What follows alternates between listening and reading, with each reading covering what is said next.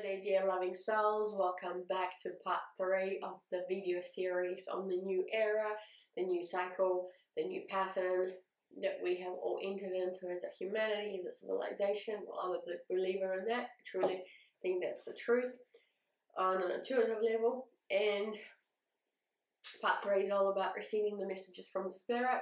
And so I'm going to grab a couple of oracles. As you can see, I just got a new candle because part 2, you will have seen at the end of part 2, the candle went out, the one that I had before. So I just want to get a couple of intuition, actually, deck cards and some energy and spirit oracle cards. Sort of as I just shuffle and connect with the divine, please do feel free. And I would love to hear from you, by the way. So please feel free to share down below your stories, and that might be part of the healing that you need to overcome, just to kind of set out what challenges or obstacles you have faced over the last couple of years that have really shaken you. And, you know, has it affected your physical health, your mental health, your emotional health, or your spiritual health, or a couple of those? And if there's a way that you figured out how to overcome it, or you might still be seeking guidance as to how you might want to overcome it, and you're willing to share that with the community, you're comfortable to do that, you'll be very courageous to do so. And you know, please feel free to write that down below. Likewise, please, if this video series resonated with you and you've actually found value from this video series, I would really appreciate it and be very grateful if you could put down, you know, V for value down in the comments below. That's the way to like the video and consider subscribing to this channel if that's something you're into. So we've got one card that came through, which is the soulful appreciation. And here we go. If there's another card, team, spiritual team, is there another card from the energy and oracle on the topic of the new era and the challenges and obstacles, sort of the breathing pains we're going through? No, okay, that's fine. Let's get the intuition deck. Yeah, let's get the intuition deck going. Maybe a few more from this deck. Okay, team, here we go. Oh yeah, the water caught my eye. So you may have seen my other video series on carrying some water, and one of the tools I shared is about blessing your water and spending some time in water. So maybe that's what you ought to do. If you haven't watched that video series already, it's called Caring for Your Water, Care for Water, Showing Care for Your Water. And there's a few good practical tips as what you can do in order to help yourself, because yeah, water is a great conduit of energy, and it can definitely help take away or at least minimize the amount of low frequency energy that might be surrounding you at the relevant time. So here we go. We've got soulful appreciation number 30 from this energy and spirit oracle, and then from the intuition deck we've got 3 cards. We've got stand alone, death, and forgive. And that's amazing. So I think there's a couple of things that come through. Let's start with the way they've come through.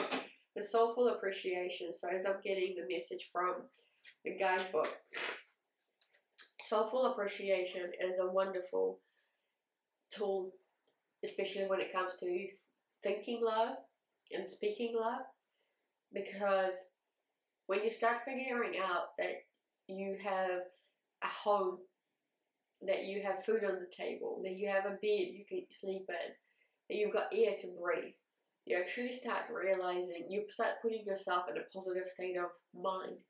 And I do wonder whether that's why the card has come through, to realize that being grateful or showing gratitude for even the smallest of things in our lives can get you into the right frame of mind in order to be able to overcome any kind of challenge. So if you're struggling, heartfelt gratitude or soulful appreciation, just like on this card, excuse me, will be perhaps the key to the breakthrough in your life. So here we go. This card shows scales with a stack of gold coins on one side and a floating butterfly on the other. Yet even though the coins are very heavy, the butterfly tips the scales, representing its far greater value. This card reminds you that there are many forms of value in life. People are quick to appreciate material wealth and just as quick to dismiss the fleeting, unassuming moments of joy. But it's vitally important not to miss these golden opportunities. Gratitude is a strong causal vibration that triggers present joy and radiant future attraction. Grasp every opportunity to be grateful for even the tiniest moments of beauty, love, peace, and happiness that accumulate in your life force energy. This habit of seeking value in the little things is an ongoing energetic choice that draws things of even greater value in your life. An affirmation is every day I notice all the little blessings around me. I'm grateful for myself and my life. And there you go, my friends, my dear loving souls. And one thing that strongly came through with that message, gratitude is a strong causal vibration that triggers present joy and radiant future attraction. That ripple effect, that you're doing something positive right now by showing gratitude sends out a ripple effect across a larger group of people or a larger space, affecting the environment around you. And as a result of it, as it says here, you will be drawing even greater value to your life because it's part of that signal, right? And the energy of give and receive. If you send out more love, if you send out more gratitude into the universe, you send out that ripple effect, it will come back to you in a more positive manner and even greater value in your life. Yeah, there we go. Excuse me. So, stand alone. Interesting. I love it. So the first card from the intuition deck that's popped through is the stand alone.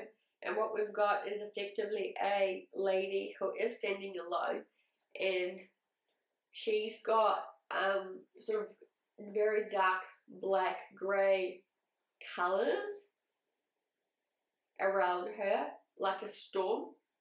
And the message that's coming through, it's very much in her head, like it's the mental side, like there's a storm happening in your own head, whereas below the waist, everything is actually fine. It's calm. She's standing firm on the ground.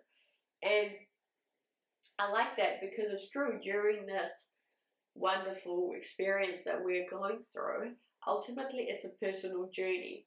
You're born into this lifetime and then you pass at some point in the future. It's actually a very individual journey of your spirit that you have chosen pre-birth. And during the times of these challenges and obstacles and really big milestones in our life, you do stand alone because effectively it questions what you are like, how you respond, what you behave like. And the freedom of choice part comes into being, right? How do you choose to think, to speak, to do, to behave? Of course you stand alone. Now, 82 is the page. Let's see what the guidebook says. Be brave enough to do the work. Sometimes we wish that others could carry our burdens for us. We might want others to make us happy or to change something about themselves in order for things to be better for us. The reality is we are the only ones that can change our life. We must do the deep and arduous work.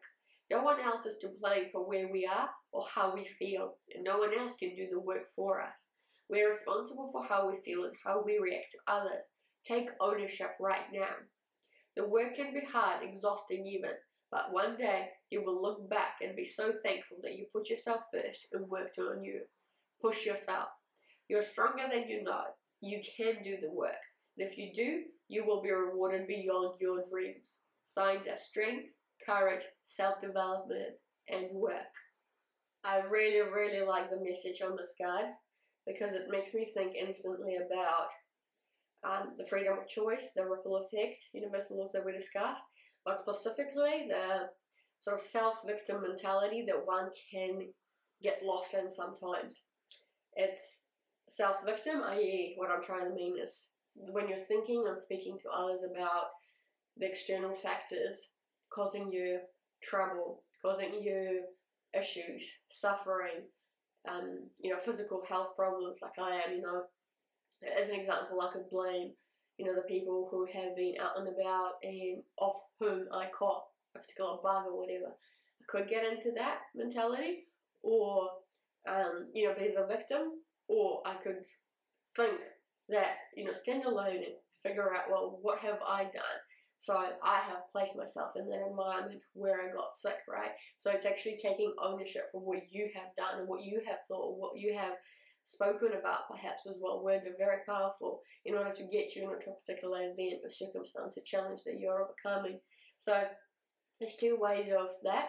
And so some people, you know, might want to get into the habit of that self-victim and figuring out that everyone else is to blame, and that means, you know, for whatever it is that is happening in your life or the circumstances, you know, you can blame the government or the economists or the media or, you know, the family, friends, whoever. There's so many places that you could go to, or people you can address and blame for whatever's happening in your life. But the truth is, it comes down to you. We stand alone, we're responsible and accountable for our own thoughts, words, and our actions.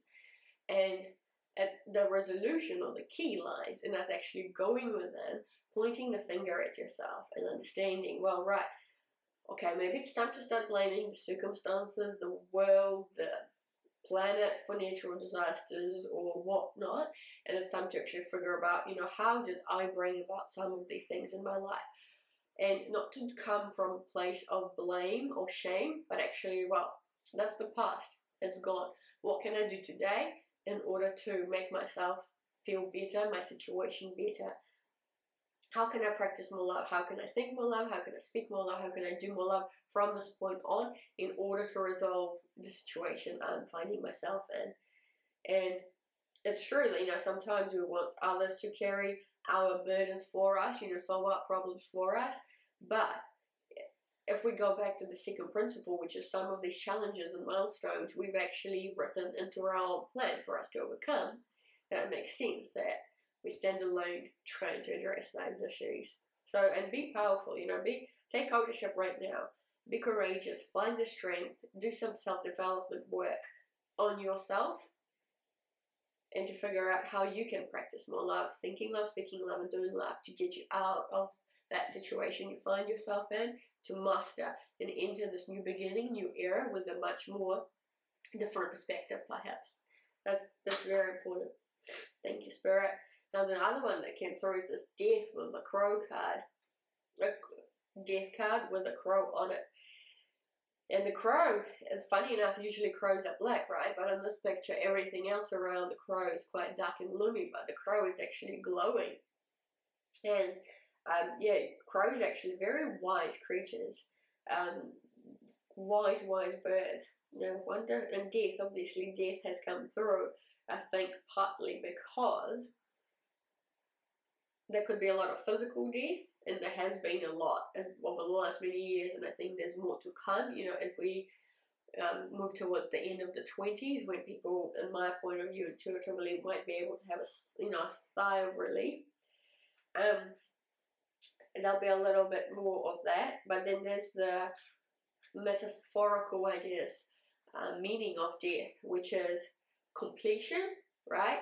And completion of a cycle, completion of an end, and the new beginnings. And as I mentioned, I do generally think we've ended the previous era and we've kicked off with the new era. And death is that transformation. It's completion and moving into something new, rebirth or birth, new beginnings. But we can't underestimate, or, you know, not to be frightened by the card of death, because completion can actually be a good thing, right? Because it encourages, it welcomes new space, frees the space for something new. So here we go. The sacred end of a journey and the beginning of something new. Death is an ending, but it isn't the end. So many fear it, but it is a sacred transition that we will all face. But as we see all around us, death is one form, brings life to another. Energy is transferred, not lost. And before I move on, something that I mentioned many times on this channel with other universal laws. Energy can't be created nor destroyed. It simply transforms from one state to another. And I do believe, you know, in terms of the grand cycle, the era that I mentioned, with just energy transformation. And during the transformation, there will be, you know, teething issues, difficulties, obstacles, birthing pains. So number 1. This transition can be witnessed often during life, not just at the very end. The lessons we learn as we transition through a phase of death, of an ending, cannot be learned any other way. They can transform our thinking and the way we live our life. The resulting growth can be remarkable. We will experience many endings in our lifetime. Each come with a lesson, but also a fresh start, a new path, a new phase. Welcome in the beginning as you farewell another chapter. And the signs are ending, transitioning, change, final phase, new beginnings.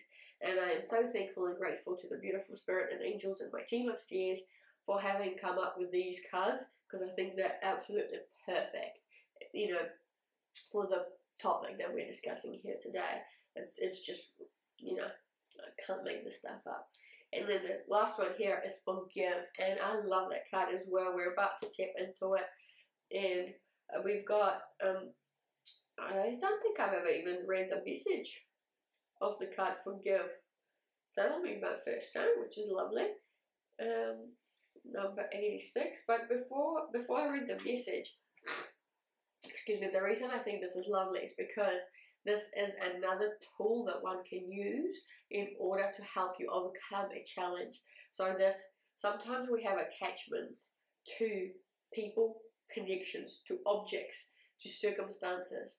And some people may have done us wrong. Some individuals, even though I inherently believe every single one is a loving soul, having, you know, we're spirits having a human experience. Because we're having a human experience, there's by design certain things, egos, challenges, circumstances we find ourselves in where we may behave not in the nicest way, right? So people may cause one each other hurt, struggle, pain. And so one way of moving on into the new era, into that new chapter of the new book, is to actually forgive everything that has happened in the past, or the people that may have hurt you, the people who may have caused you some suffering, the circumstances, perhaps some challenges within your families, friends, workplaces, careers, anything could have happened, right? Lots of milestones, lots of challenges, various events that may have happened, but it's mastering how to truly forgive and release that attachment. You know, you might be speaking it out, you might be thinking about it, you might be asking Archangel Michael with his fiery sword to help you cut through those attachments that are no longer serving your highest good, to help you forgive and release the circumstances, the objects, the people in your life.